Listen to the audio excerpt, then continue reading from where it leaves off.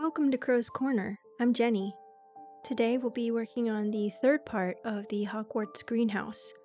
In this episode, we'll mainly be focusing on the walls, which are heavily inspired by sort of gothic architecture in the Hogwarts Legacy video game. Here you can see I'm creating a pattern for what the wall shape sort of window area will look like. I'm only going to cut out one of these and then repeat it over and over again on the wall panels.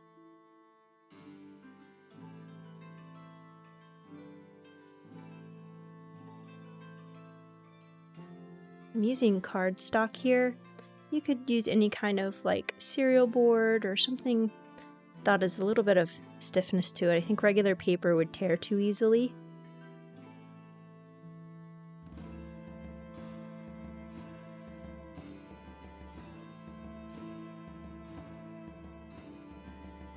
And here you can see I repeated it. What I did was I taped it in place and then just used a I think it was like a stamp and just kind of brushed that over so it filled in the area that I needed to cut out. It was a lot quicker than tracing everything by hand.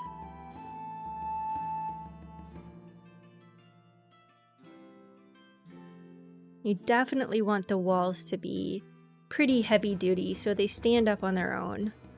This is a very thick, mat board that you would use for framing artwork.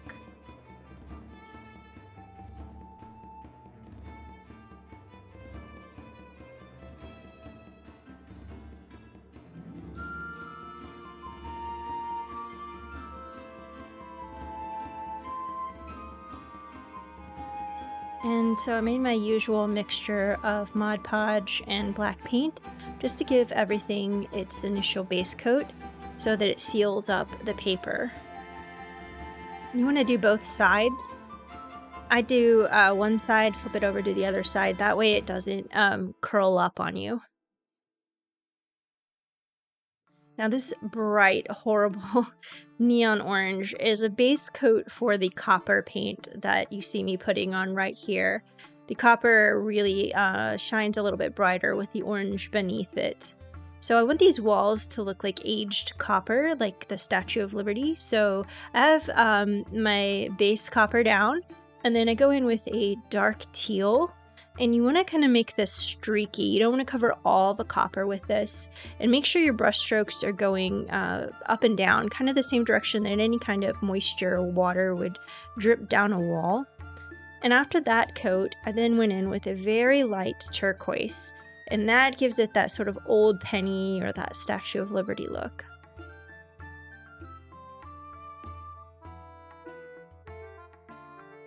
Now here I'm using some waste plastic that I cut into sheets, and I'm going to use that for the windows, but I want it to be sort of opaque. So use some sandpaper to rough it up and make sure you get both sides. And then I know this is another one of those trust the process things, and this is going to look a little bit crazy, but the windows on the greenhouse in the game are very mucky and dirty, and you can see like the colors from outside shining through, and they're kind of a greenish tone. So what I did was I started with adding in blues, pinks, oranges, and then I went over everything with the green, the sort of bottle green color. And it looks a mess, but trust me, it looks good in the end. And I'm also keeping my brush strokes sort of horizontal to get the initial stain on there in a streaky way. But when you rub it off here, I'm just using a paper towel. It doesn't necessarily have to be up and down strokes for this part. Now this is the weird thing. I used a little bit of Clorox bleach, just a tiny spritz of it on each one. And that's going to lift the color and look like water spots. And you just gently dab the paper towel on top of it. There might be something less harsh you could use. I haven't tried vinegar, maybe that would work. And you want to do this on both sides so it gets very aged and mottled. Once you have your windows glass, I say glass, it's plastic. Once the glass is finished, use a little bit of super glue, and you're going to sandwich it between the two sides of your wall.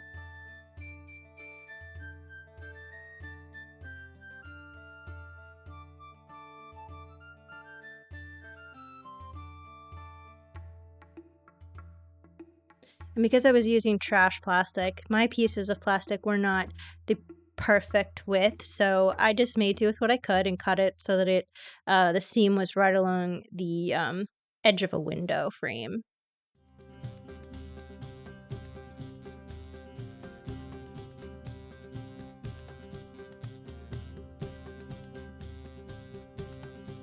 And this is just one panel, but I ended up making several panels to fit all the way around the edge of my greenhouse. And in the game, the greenhouse has this sort of strip of metal along the outside that has these circular designs in it. And so, to make it easy on myself, rather than cutting more of the cardstock or matte board out, I just used some of this craft foam that I had and the lid of a paint tube to create little circle marks. And I cut those circles out. And then after I did that, I went ahead and painted it just like I painted the walls with the copper and then the teal to give it the verdigris.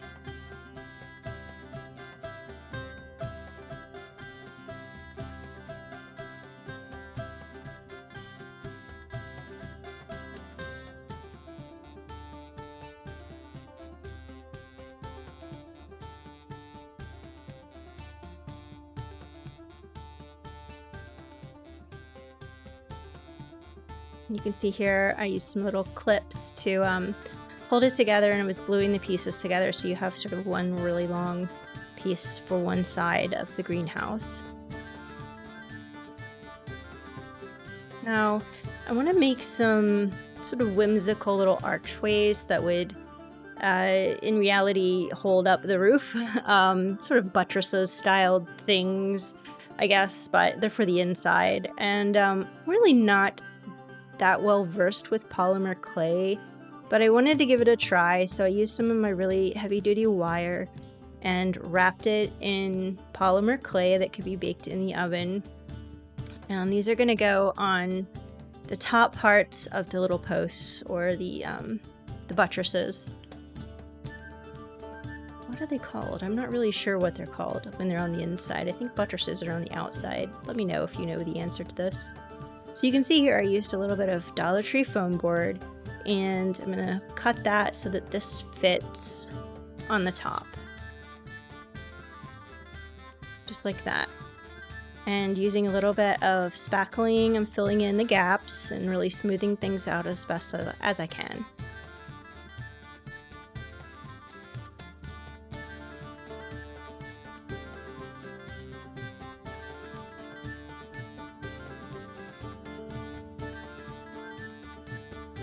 I'm using some more craft foam.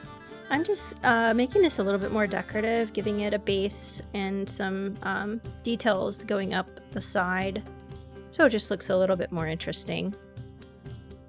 Looks kind of crazy right now with the white and the brown and the peach from the clay, but it'll all be painted.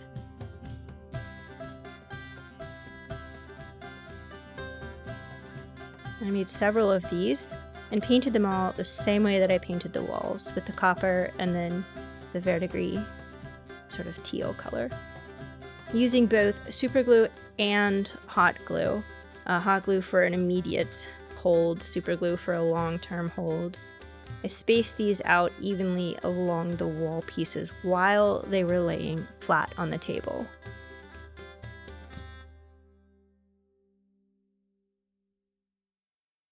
I really love the gothic look of these walls.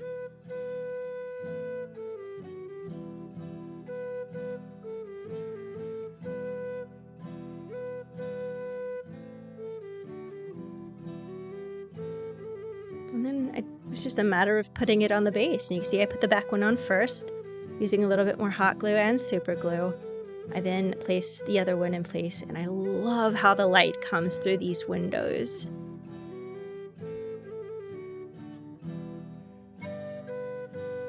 I did have to make some little braces. It was kind of pulling apart at the top. I just didn't feel like it was stable enough. So kind of like little steel beams or copper beams, whatever you want to call it, and put a couple of those in there. Here's some more of that soil mixture that I like to make. Again, that's just coffee grounds and some glue.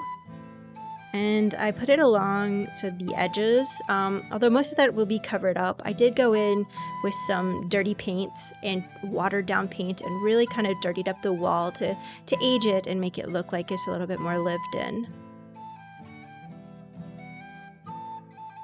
Now, using a little bit more Dollar Tree foam board, I'm creating some fake stones, and I'm going to create a little flower bed that's kind of along the back side wall.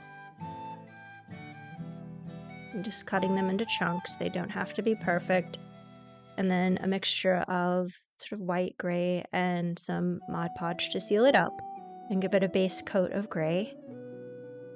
Putting it on this tape really helps a lot. It's not so fiddly because they don't move around.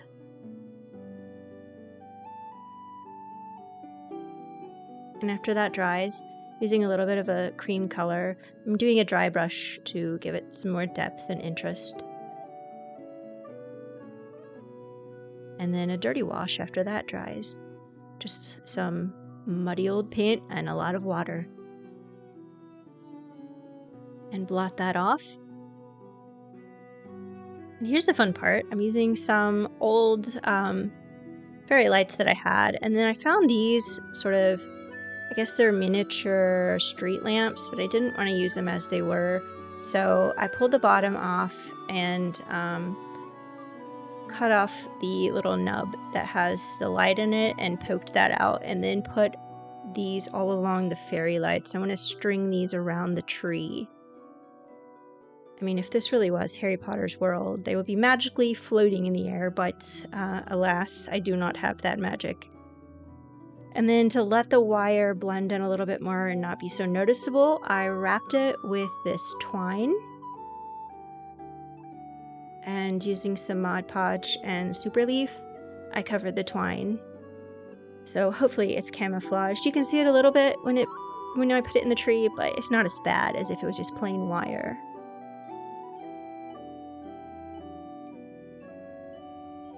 And place them where you like.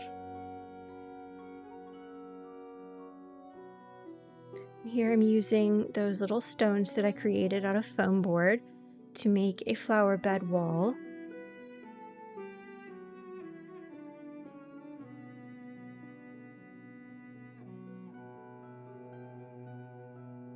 And then finally filling it with more of the dirt mixture.